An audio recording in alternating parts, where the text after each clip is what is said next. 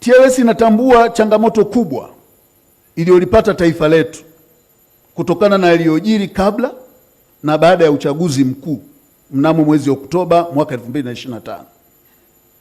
TLS inatambua zaidi kwamba ni lazima na muhimu kuwa na hatua za uwajibikaji ili kurejesha imani na matumaini ya wananchi katika taifa lao. Ni rai yetu kwamba kila anayetakiwa kuwajibika awajibike kwa maslahi mapana ya taifa letu.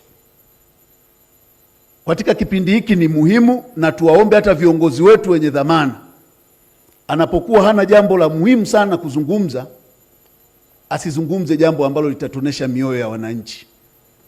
Tuombe hekima kwa Mungu ili tuweze kulirejesha taifa pamoja. Hapa tulipo sipo, na tusipokuwa makini huko tuendako siko kabisa.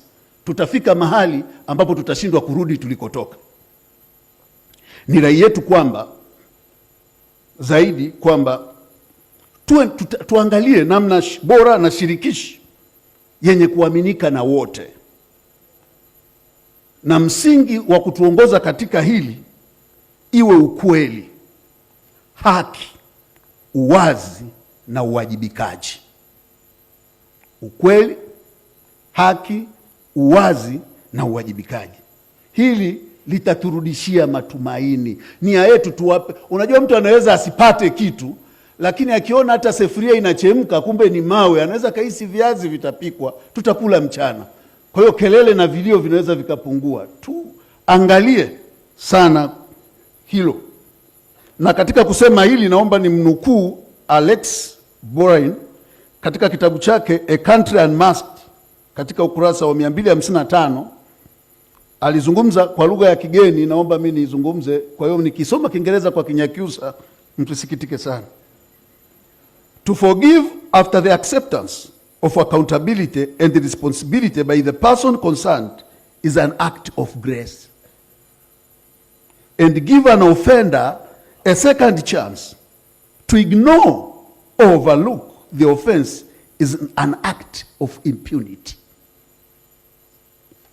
Tafsiri yangu ya Kinyakyusa au Kingoni ni kusamehe baada ya muhusika kukubali kuwajibika na kuchukua dhamana ya matendo yake ni kitendo cha neema na kinampa mkosaji nafasi ya pili. Kupuuza au kufumbia macho ni kitendo cha kutojali. Waswahili wanasema ukivuliwa nguo chutama. Kwa hiyo ni muhimu tulione hilo kama taifa wote, na tuongee kwa ukweli bila kufarijiana. Tumejitia aibu, lakini lazima tutafute namna ya kutoka hapo kwa namna ya kuturejesha angalau pale tulipokuwa.